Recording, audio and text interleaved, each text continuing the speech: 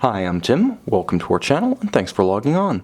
Today we're discussing the Breitling Avenger Blackbird 44. You can see this latest member of the Avenger Blackbird family on our website. Subscribe to our YouTube channel if you enjoy these videos, and please click on the card in the upper right-hand corner of the screen at any time during this video to see our full sales listing for this watch with additional accessories included in the sale, high-resolution images for our desktop, and of course complete pricing details for this timepiece. Now, on my wrist, 6 1/3 inches, 16 centimeters in circumference, this watch is perhaps the just right size among modern Breitling sporting references. Too small and contemporary Breitling watches almost seem a little bit dainty. They seem lost in the catalog. Much bigger than this though, and they simply rule us out who have rather average-sized forearms. I'm not one to be able to wear a Super Avenger or an Avenger Hurricane, so this watch to me is the porridge that's just right. 44 millimeters across the round of the case, not inclusive of the crown or crown guards. It's not as thick as most Breitling timepieces, being only 12.5 millimeters thick, or perhaps I should say 12.5 millimeters thin. This one does slide underneath a dress cuff or a tight formal sleeve.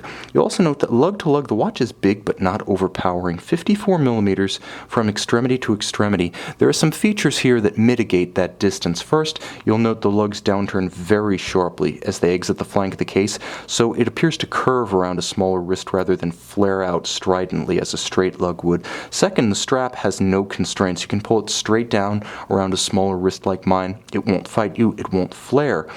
Also, the watch is paired with a matching blackened titanium pin buckle for easy on-the-fly adjustments.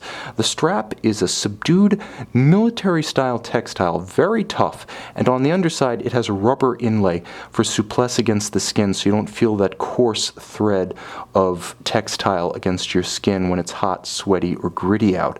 Now, of course, the case is DLC-coated titanium, so it's very light on the wrist. In terms of heft, close your eyes, you'd swear it's about a 40 millimeter steel watch. Now, it has a matching uni-directional rotating bezel with all of the Breitling hallmarks. You can see the digital style numerals and indices. You can see the bolts on the side that physically hold it to the watch. It's not snap-on like the bezels used by Rolex and Omega. It's far more difficult to dislodge. You're not going to accidentally knock this one off against a section of drywall or doorknob. Moreover, it features the characteristic rider tabs that Breitling introduced in the modern era in the early 80s on the chronomat, and they make the bezel quite easy to turn even when your hands are wet, sweaty, or gloved. Finally, there is a Luminescent Index, and this is the chronograph I find myself using most often.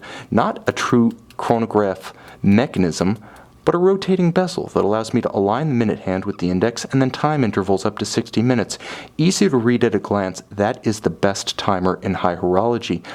Again, chronograph guys, I apologize, this is just more effective for short intervals. Now, the dial features an ecru-colored simulated vintage luminova. It works like conventional luminova, even though it has the aged radium look to it. So this watch does glow quite a bit, one might even say like a torch in low or no light conditions. The dial has a dramatic granular matte finish to it, so the indices, which are raised up, contrast quite dramatically, as to the hands at center. Easy watch to read in any light. The use of red accents is effective. It's subdued and it nicely matches that sort of tan or ecru color of the luminova. Of course, the Breitling wings applied at 12 o'clock. Now, the movement inside, Breitling's caliber 17, you can see aviation-style conversion factors on the back, as well as the 200-meter water resistance notation, unidirectional bezel, constant seconds indication, shock resistance, and anti-magnetism that meet the ISO standards. This is an ISO 6425 diver in all respects, so you can use it for aggressive water sports short of saturation diving. Now, the caliber 17 is based on the ETA 2824 automatic, here in chronometer specification, the highest grade. It winds itself bidirectionally, so there's no wobble like there would be on a 7750 based automatic. It features hacking seconds, so when you pull the crown out to extremity, you do stop the balance, halt the seconds hand. You can synchronize precisely to an aviation clock of some kind, an atomic clock, or even a dive clock if you like. There is a quick set for the date, so you can rapidly cycle it in the intermediate crown position to correct should the watch run down or encounter an irregular length month. Again, a chronometer grade ETA 2824 is one of the most accurate, toughest, and most serviceable movements you'll find.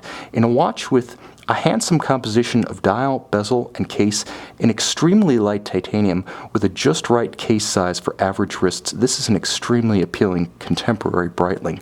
You can see this 2015 to present model and purchase it on our website.